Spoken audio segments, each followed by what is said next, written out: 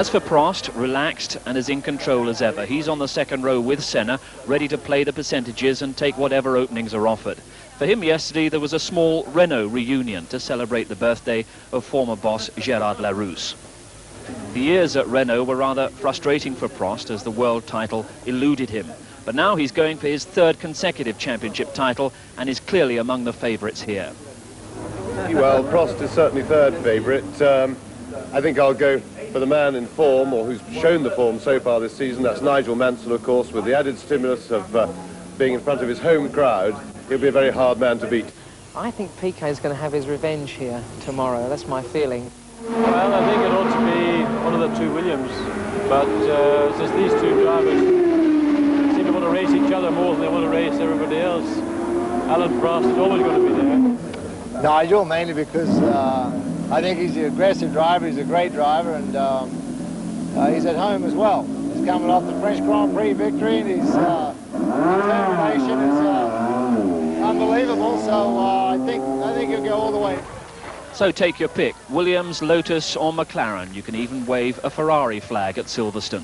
The weekend where the scent of burning hamburger mixes with the smell of burning rubber, and where a first introduction to the sport leaves you hooked for life, especially if you've sat in the driver's seat. You know, since I retired from racing, I've never had one day of regret.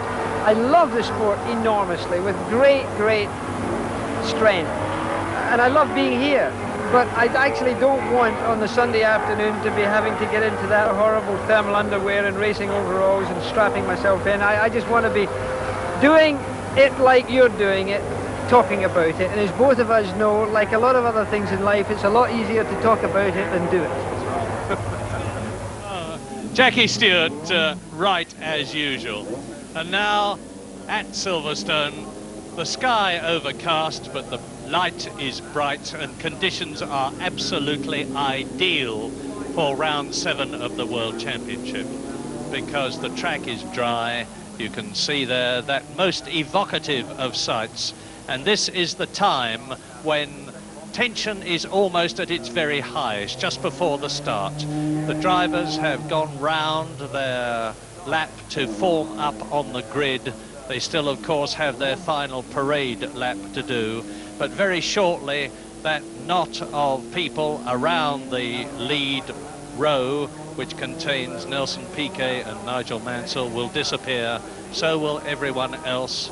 And this circuit, which of course is being used for a Grand Prix in its current condition for the first time, because 2.96 miles long, it now includes a new section, and instead of going under the bridge before Woodcote and then boring on round the fast right-hander into the right-left flick that you have been used to seeing over the years, they now go under the bridge, turn hard left into a second gear corner, then a right-hander which leads smoothly around. There it is, you can see the new left and the right, and that is where the old circuit joins the new one. You can see the chicane in the background, but down there on the grid, waiting to talk to Barry Gill, is a man who seems to find the doing very easy these days, and there he is.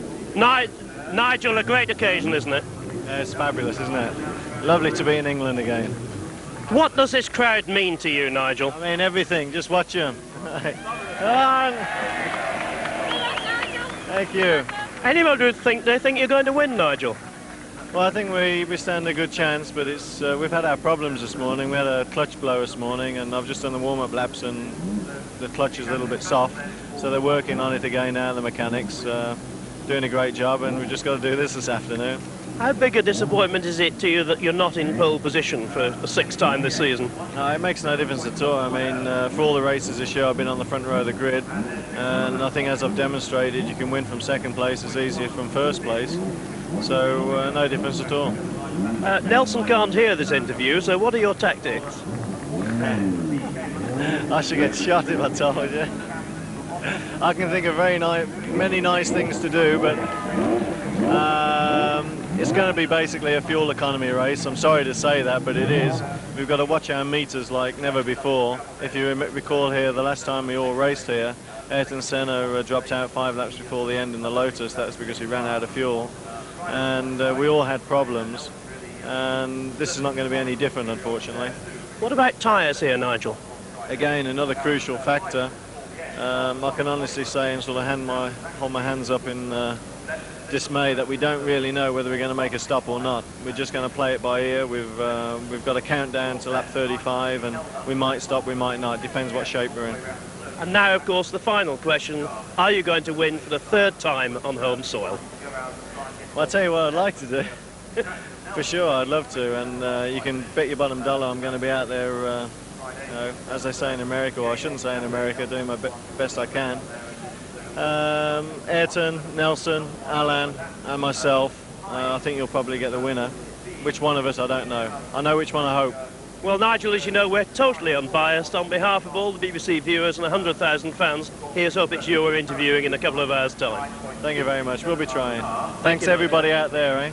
Great, thank you. Nigel, you know, it never ceases to amaze me how today's Grand Prix driver, including especially Nigel Mansell, can be so relaxed and cheerful and seemingly tension-free just moments before putting themselves into the cockpit and starting to rush around the circuit, and in the case of Silverstone, at well over a lap average of 150 miles an hour. But now Mansell, he's going to have a very hot time, as are all the other 24 starters. And if you are adding 24 and 1 and making 25 and saying that there should be 26, you are absolutely right. But Ghinzani is not starting.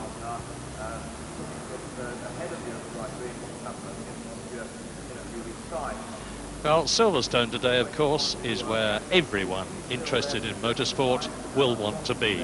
And most of them, as you can see there, seem to be here. Literally thousands and thousands of spectators at what must surely be a record crowd. It's a glorious English summer day. We could do with just a little more sunshine, but if it's dry, we'll all settle for that. Nigel Mansell within striking distance of the World Championship lead.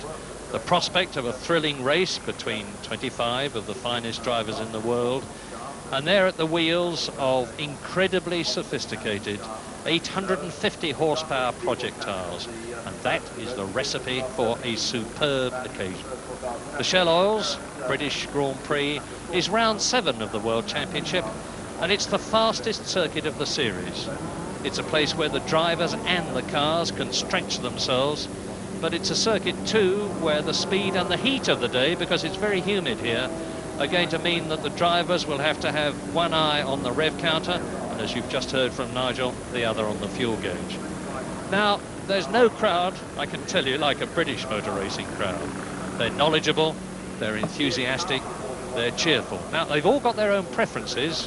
Williams, McLaren, Lotus, Ferrari, Brabham, Benetton, Tyrrell, all the teams are here, and things are so close at the top of the Drivers' Championship table today that today's 65-lap, 193-mile race could and probably will change the leadership.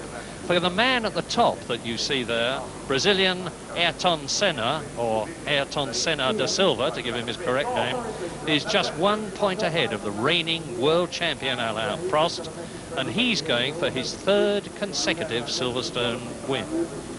Prost is 2 points behind Senna, and there it's 1 point, and there double world champion Nelson Piquet, who's never won a British Grand Prix in his 17 victories, and who's yet to win in 1987. Could this be the day?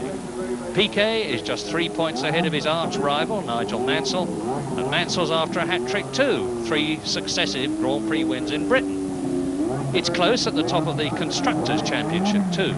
Williams 6 points ahead of McLaren, followed by Lotus and Ferrari, but with the rest trailing badly behind. Now, Nigel Mansell is there with the great white shark. There he is. Great friends, Nigel Mansell, racing driver, Greg Norman, top golfer. And as you probably heard earlier on, Nigel Mansell's just beaten Greg Norman at golf. Nigel's playing off about 2 now and hoping to become a scratch golfer and to get into the British Open. That's his ultimate ambition when he has terminated his driving career and gone on to his second great interest in life.